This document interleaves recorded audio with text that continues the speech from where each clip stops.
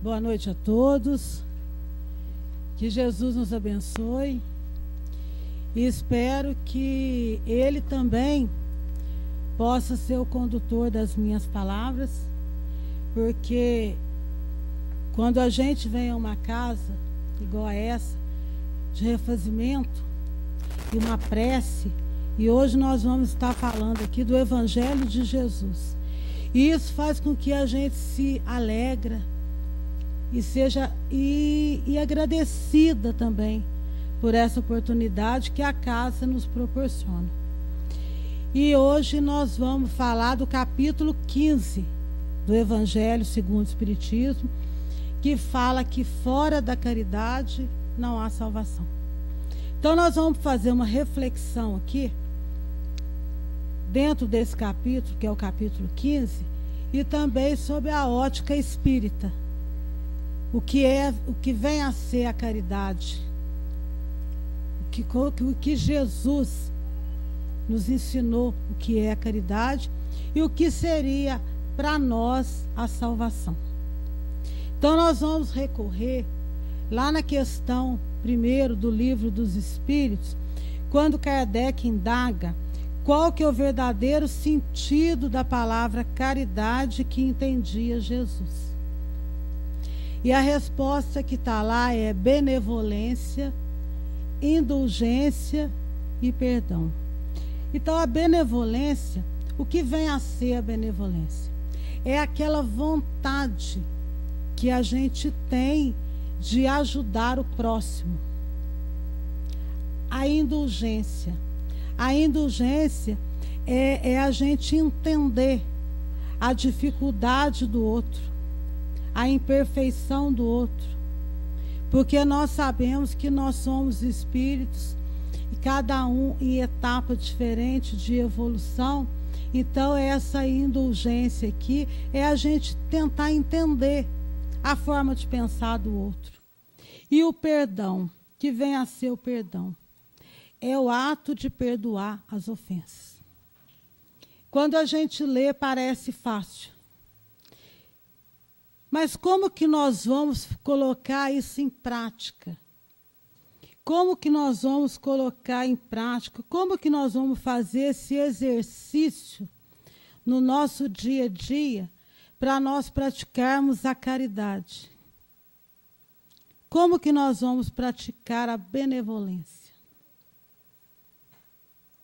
Dando início, ajudando ao próximo, mas com aquela vontade verdadeira.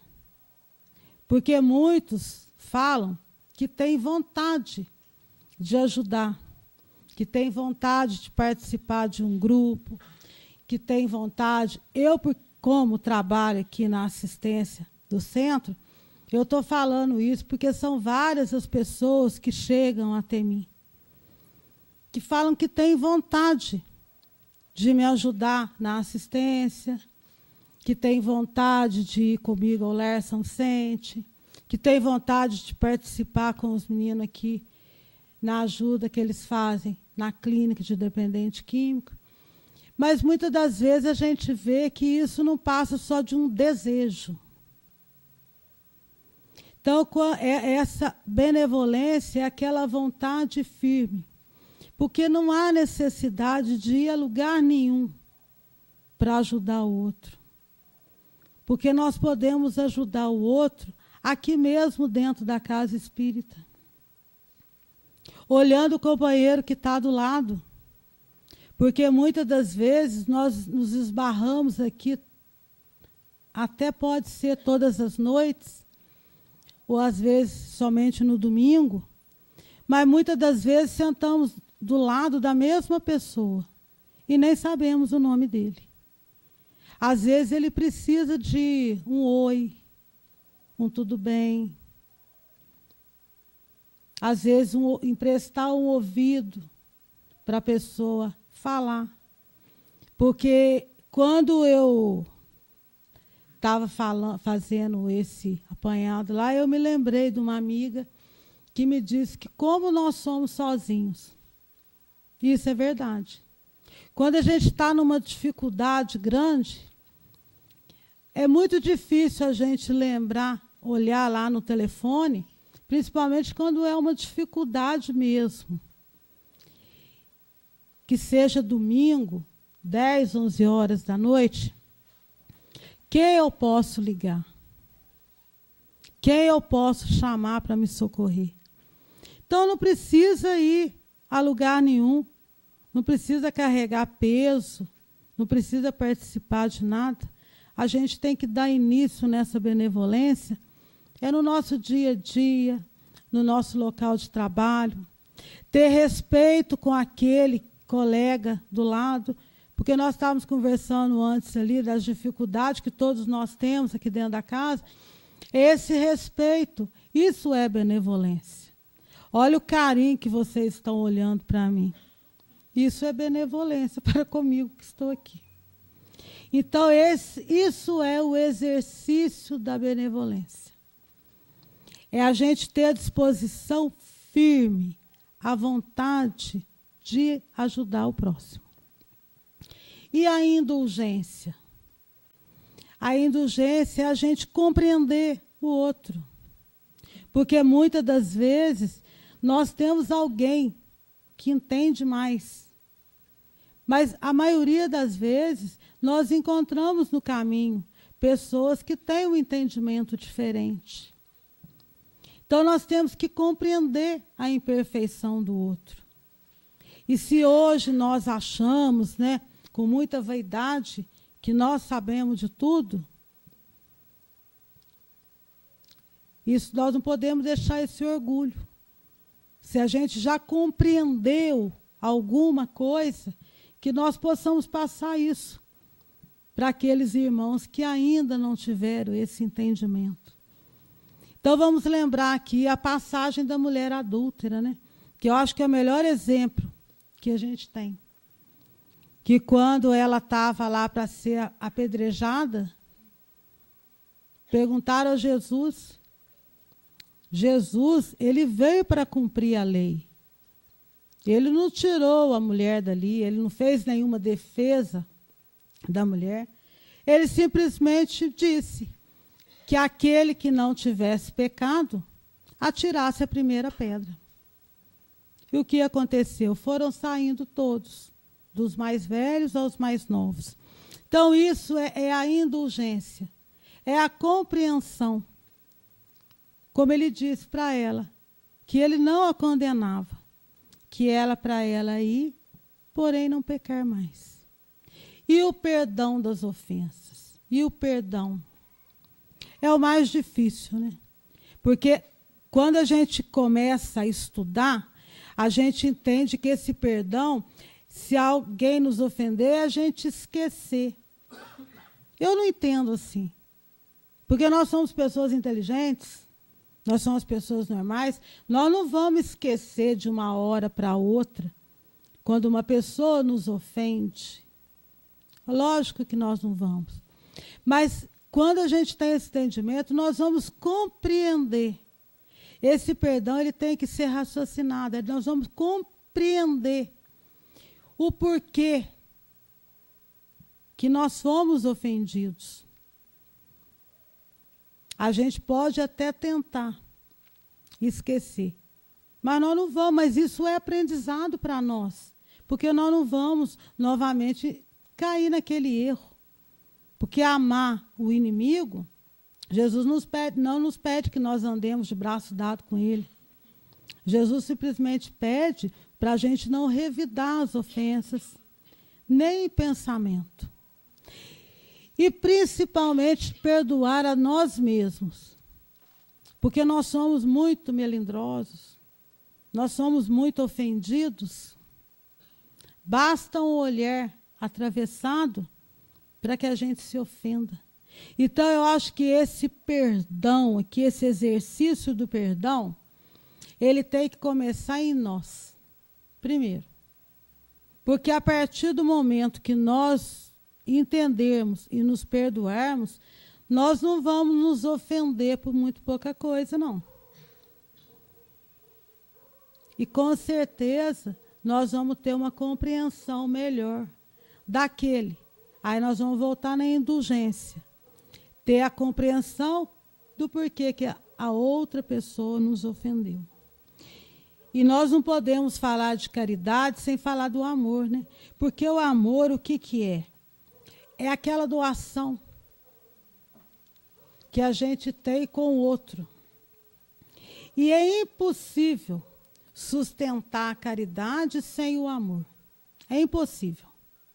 Nós vamos contar uma historinha aqui, até para vocês refletirem.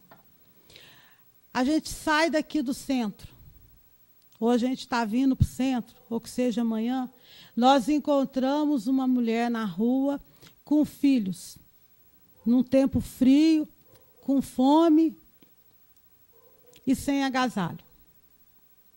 Na mesma hora, a gente tira um dinheiro do bolso, que seja lá uma quantia grande, e nós doamos para aquela pessoa. E a gente ainda olha e fala que Jesus a ampare. E vamos embora. Naquele momento, brilhou uma recha de caridade em nós. Mas o amor não estava conosco. Porque nós transferimos para Jesus aquilo que ele nos colocou naquele momento para a gente fazer. Porque cabe a nós, numa situação dessa, parar, perguntar o que aconteceu e tentar ajudar. Essa é uma história só para a gente nos localizar, porque nós podemos, dentro da nossa profissão, e nós podemos, dentro do nosso dia a dia, colaborar. Todos, como disse a Júlia na semana passada, que eu peguei um gancho dela, porque ela falou da materialidade, e nós vamos hoje falar da caridade. Então, é isso. Então, naquele momento ali, o dinheiro foi dado para aliviar a nossa consciência. E nós passamos a responsabilidade daquilo para Jesus. E é o contrário. Porque se nós fôssemos verdadeiramente caridosos e já conseguíssemos praticar o amor, com certeza, nós poderíamos até doar o dinheiro, que faz falta, mas a gente também ia ouvir.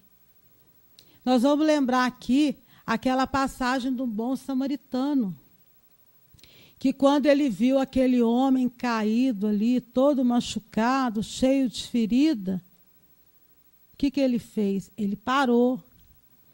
Ele curou as feridas daquele homem. Não satisfeito, ele colocou aquele homem no seu cavalo, levou a uma hospedaria, aonde que ele pediu para o hospedeiro dar-lhe de comer, dar-lhe lugar de dormir, e disse que deixou dinheiro para as despesas e ainda disse que se ele gastasse algo mais, ele pagaria na volta. O que aconteceu com esse? O que é isso? Isso é o amor exercitando, é a caridade trabalhando, é a verdadeira caridade como ensina Jesus. O que isso quer dizer? Que quando nós conseguirmos olhar o próximo, principalmente aquele que está com dificuldade, a gente levantar o próximo para que ele possa ficar no mesmo nível dos nossos olhos, aí sim, nós estaremos praticando a verdadeira caridade. E não nos preocupar também se a pessoa precisa ou não.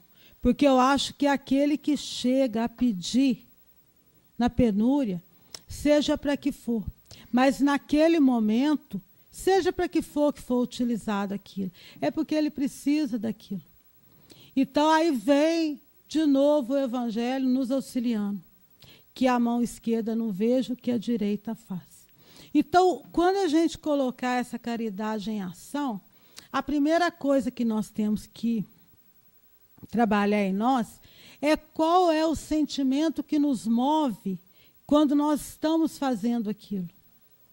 Se nós estamos, se o sentimento que está nos movendo é para algo que faça nos satisfazer, que a gente possa aparecer perante a sociedade, isso não é a verdadeira caridade. E nem o amor estando praticado. Por isso que que a gente sempre ouve que fora da caridade não há salvação. Porque a caridade é quando ela é exercida com um ato de amor. E é tão importante que eu vou fazer questão aqui que a gente reflita sobre o que Paulo nos deixou na carta aos Coríntios, quando ele fala assim: ainda que eu falar a língua dos homens e dos anjos, se não tiver caridade, sou como um metal que soa, sou como um sino que tino. Ainda se eu tiver o dom da profecia, de conhecer todos os mistérios, e quanto se pode saber, se tiver toda a fé, ao ponto de transportar montanha, se não tiver caridade, eu nada sou. Ainda se eu distribuir todos os meus bens em sustento dos pobres e entregar o meu corpo para ser queimado, se todavia não tiver caridade, nada disso me aproveita. Então, essa definição de caridade que está no Evangelho, que está no Livro dos Espíritos, aqui na questão 886, como a gente vê, ela é puramente moral. E é ratificada aqui pelo apóstolo Paulo na sequência da sua carta, quando ele diz: a caridade é paciente, é benigna, a caridade não é invejosa, não obra temerária, nem é precipitadamente, não se ensoberbece, não é ambiciosa, não busca seus próprios interesses. Foi o que eu acabei de falar. Então, tudo está ratificado aqui. Tudo que eu falei está ratificado aqui. Não se irrita, não suspeita do mal, não se folga com a justiça, mas folga com a verdade. Porque a caridade, ela jamais pode acabar. E quando a gente lê essa carta de Paulo aqui, o que a gente conclui? Que caridade é libertação. Quando eu estava lendo essa carta, quando eu estava escrevendo aqui, eu falei: gente, caridade é libertação.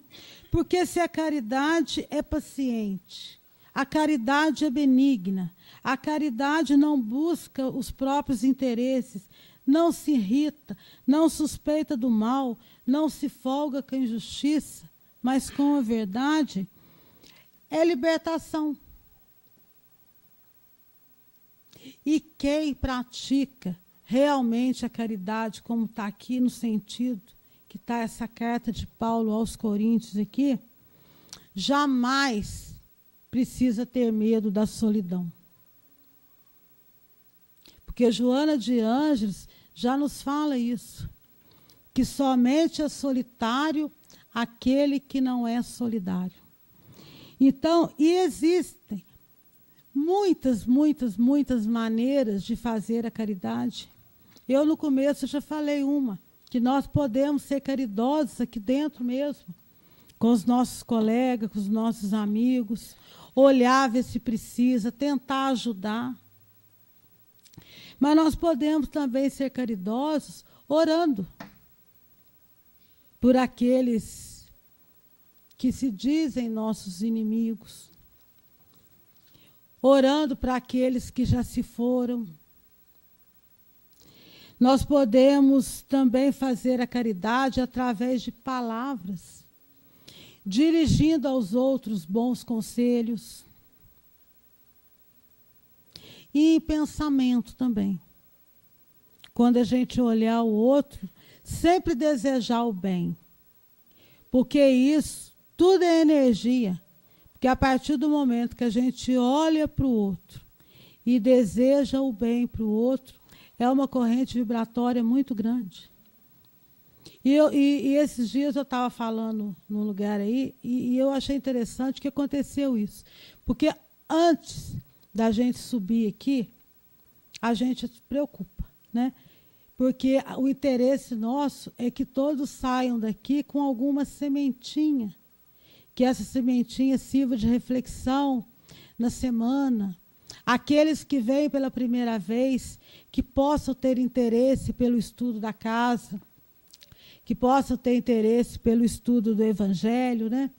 Então, mas quando a gente sobe aqui e olha para todo mundo com esse olhar carinhoso que vocês têm, isso também é caridade.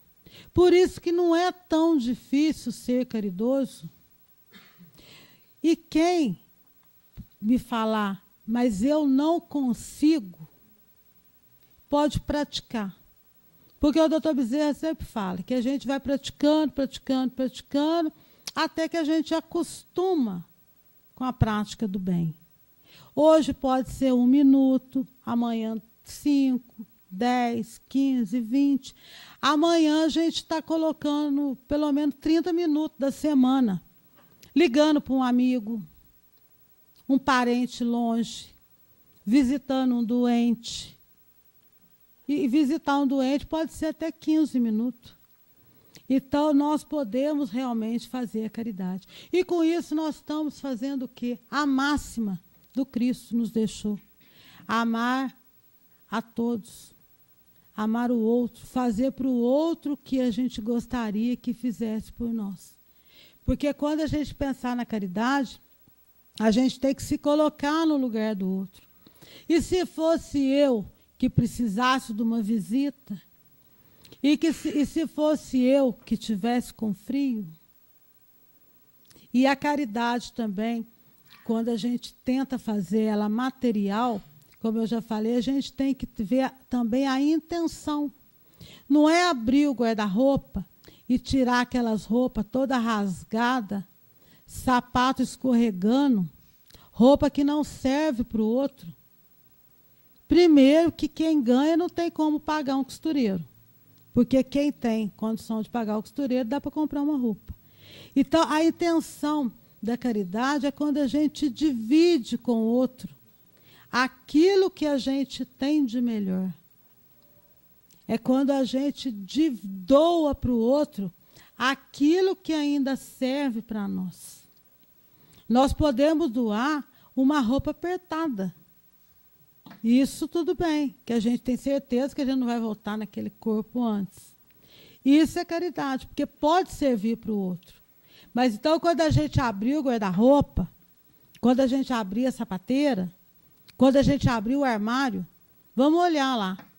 Se a comida não está prescrita, se o leite não venceu, se o sapato não está escorregando, se a roupa não está rasgada, se a calça não está furada e se o pé é do mesmo sapato, principalmente. Principalmente isso, doar o par certo. Então, essa é a verdadeira caridade. É quando a gente faz aquela doação de nós mesmos. Isso não me serve, mas está nova. Dá para o outro usar. Tem uma historinha, que eu não sei nem se é verídica, que veio assim do WhatsApp, mas ela é tão interessante que eu acho que cabe bem no que nós estamos contando aqui. Se não for também, diz que quem conta um conto, né, aumenta um ponto. Então, se alguém passou contando errado, vamos tocar ela aqui. Perigoso é aumentar 2 pontos. Conta-se que antes de Jesus dizer para os apóstolos, ide e pregai-vos, ele conversava muito com os apóstolos. E conta que Judas ouvia muito Jesus dizer que fora da caridade não há salvação. E Judas era muito esperto, tinha um raciocínio muito bom, mas ele vivia com muitos conflitos internos. Muitos conflitos. E ele resolveu, então, porque ele queria a salvação, resolveu ser caridoso. E ele começou a ajudar um, ajudar outro, e era tão visível aquilo que ele começou até a viajar. Conta-se que ele foi para Betânia, uma cidade próxima, na qual era um dia muito festivo, e que naquela época lá, toda a hospedaria, todos os locais de pouso, estava superlotado. E que ele conseguiu um quarto em uma hospedaria. Era tarde da noite, quando Egon bateu na porta da hospedaria, porque Egon ele era leproso. E quando havia festa na cidade, os leprosos, os soldados, tiravam os leprosos, sumiam com os leprosos. Então, Egon correu até a hospedaria, porque ele era amigo do dono da hospedaria. E pediu um local para ele poder esconder do povo e do soldado. O hospedeiro, então, lembrou que Judas estava ali e que seria fácil, porque Judas poderia esconder Egon dentro do quarto. Então, o que ele fez? Ele foi, chamou Judas, bateu a porta, e que esse, quando abriu, vendo aquele cheiro do leproso, viu que ele era doente, arrumou uma desculpa, não aceitou ele ali e voltou a dormir. Na história conta que o dono da hospedaria ficou muito chateado, porque ele tinha certeza que ele era uma pessoa caridosa, que ele poderia ajudar. Egon, então, foi para a rua, foi preso e foi morto. No outro dia, Judas levantou arrependido, foi atrás de Egon, mas era tarde demais. Ele voltou para a cidade dele e procurou Jesus. E perguntou que ele estava esforçando para ser caridoso, mas ele não havia conseguido. E o que tinha que Jesus falar para ele? Aí Jesus disse para ele que conhecia os conflitos internos dele, que entendia que a boa vontade dele, mas que ele somente desejava. Foi tudo muito rápido. Não havia acontecido aquela mudança interna. Aquele sentimento dele não era um sentimento para com o outro, com o irmão. Ele estava fazendo algo para se satisfazer. Não havia aquela reforma íntima. Ele não havia se modificado. Como ele não havia se modificado, não havia mudança no sentimento. Então, não havia amor. Então, por que eu quis contar essa história aqui? Porque a caridade chegou até Judas através do leproso. Mas ele ficou com medo. Quantas das vezes também nós não temos a oportunidade de ajudar, mas nós também ficamos com medo. Medo de envolver, medo de perder o nosso conforto, medo de ter que ausentar da nossa casa, dos nossos familiares. Quantas vezes nós temos medo? Porque a maioria das vezes nós também somos visitados para que nós possamos ajudar. Mas nós também temos medo. Nós temos medo do envolvimento. Nós temos medo do que isso pode ocorrer conosco. O que aconteceu nessa história com Judas é o que acontece com que a gente vê no nosso dia a dia. Quem conhece aqui o trabalho sabe. As pessoas, muitas das vezes, vêm com aquela fogo. Eu quero fazer isso, eu quero fazer isso, eu quero fazer isso, mas não dá conta. Então, a gente não precisa, de uma hora para outra, desejar fazer isso. A gente tem que ter só uma vontade certa, uma vontade manifesta. Porque, como eu disse antes, nós podemos ser úteis em qualquer lugar. Seja em casa, seja no local de trabalho, seja em qualquer lugar. E a fé, porque agora nós vamos trabalhar aqui. O que adianta eu ser uma pessoa caridosa se eu também não tiver fé? Então, isso tudo anda junto. A caridade, o amor, a fé, as obras. Porque é a prática. Porque nada adianta também nós falarmos de fé, pregarmos a fé, se nós não praticarmos essa fé. Não adianta nada a gente também falar de caridade se nós não aprendermos a praticar a caridade. E o próprio Paulo, lá nessa epístola, ele esclarece melhor essa questão quando ele fala sobre a fé. Quando ele fala que a caridade é a máxima se nós queremos realmente encontrar a nossa salvação. Quando ele fala, ainda quando eu falasse a língua dos homens e a língua dos próprios anjos, se eu não tiver caridade, serei como um bronze que soa, um símbolo que retine.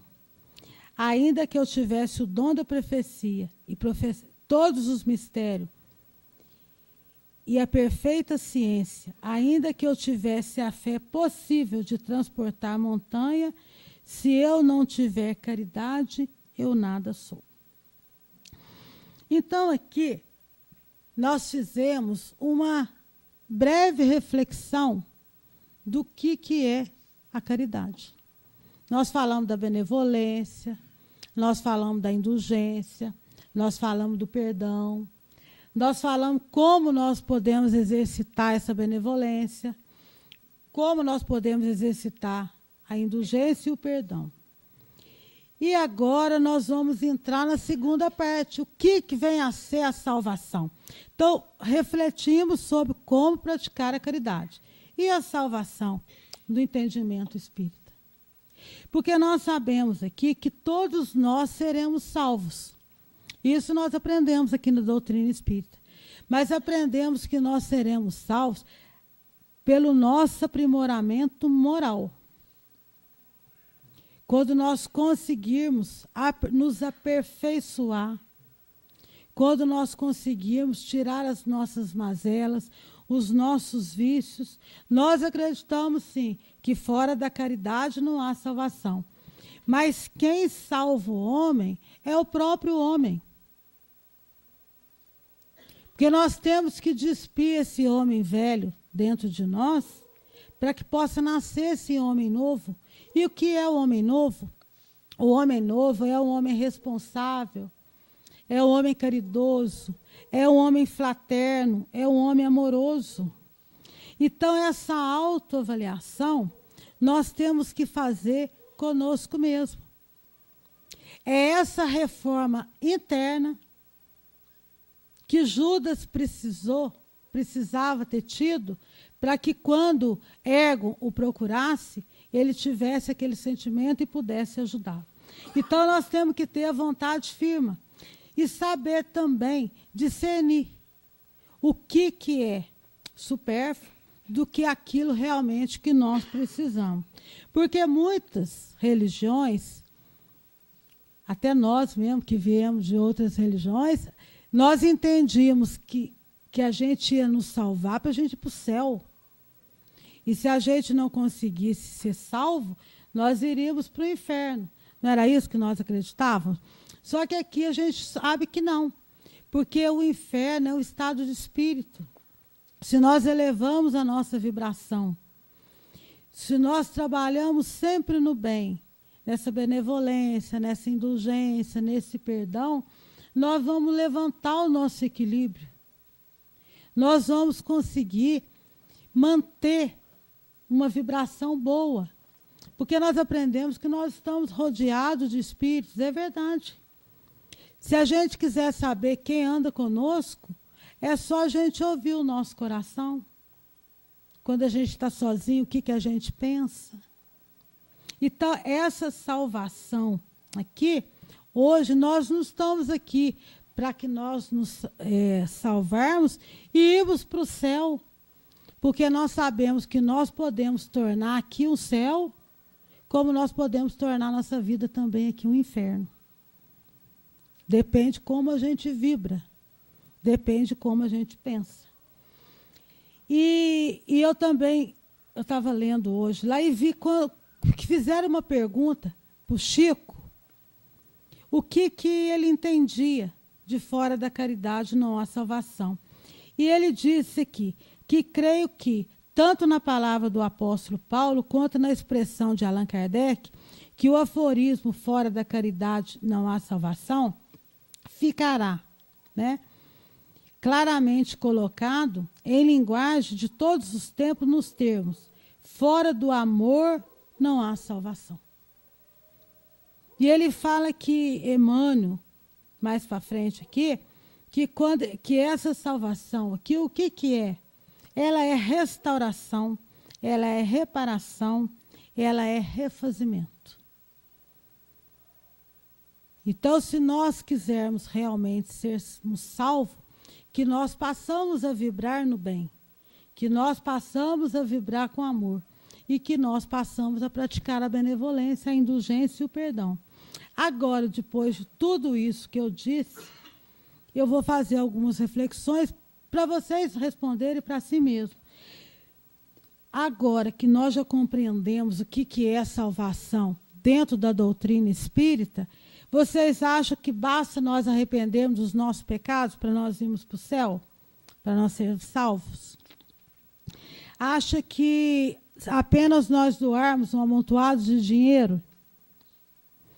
Basta que nós sejamos espíritas? Nada disso.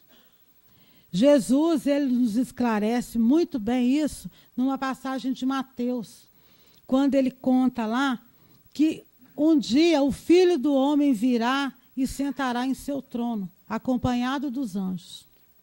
Nesse dia, toda a nação vai estar reunida.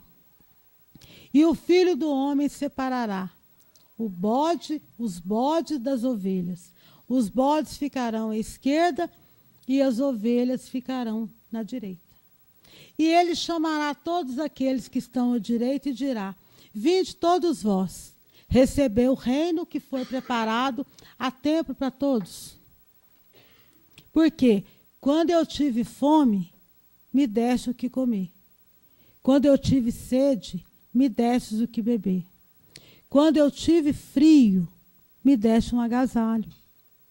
Quando eu estava doente, fostes me visitar. Quando eu estava sem abrigo, quando eu estava sem teto, me acolheste.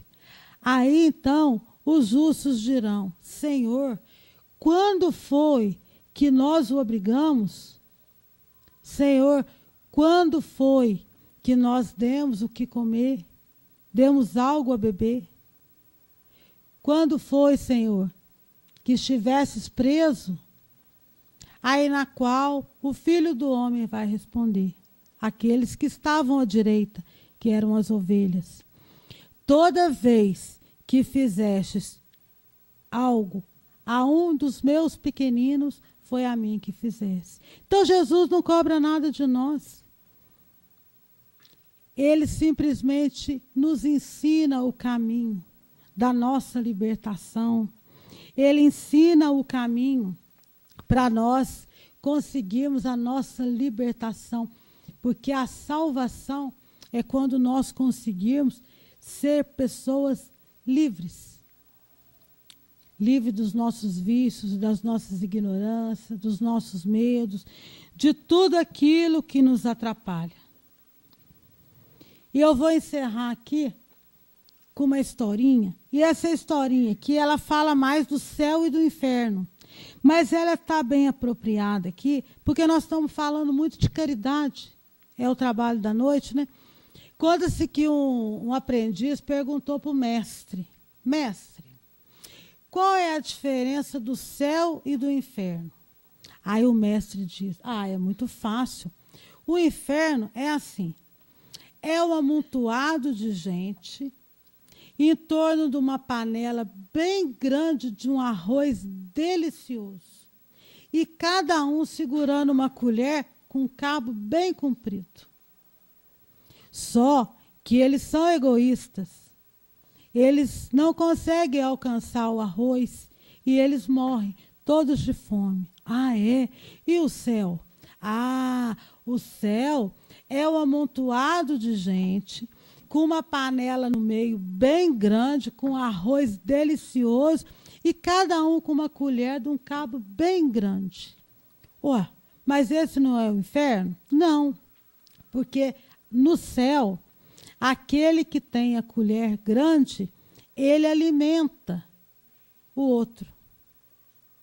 E como todos são bem alimentados, eles estão todos muito felizes e todos muito saciados. Então, esse é o céu, esse é o inferno. Então, que Jesus nos abençoe. Espero que eu tenha plantado uma sementinha, principalmente pelo interesse de estudar o Evangelho, né, que é o nosso manual. Tudo a gente encontra ali, principalmente nas nossas dificuldades, naqueles momentos difíceis, e principalmente nos nossos questionamentos.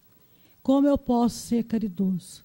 Nós encontramos dentro do Evangelho, no Livro dos Espíritos, e nos grupos de estudo que o centro aqui dispõe, então, que desde já estão todos convidados. Uma boa noite.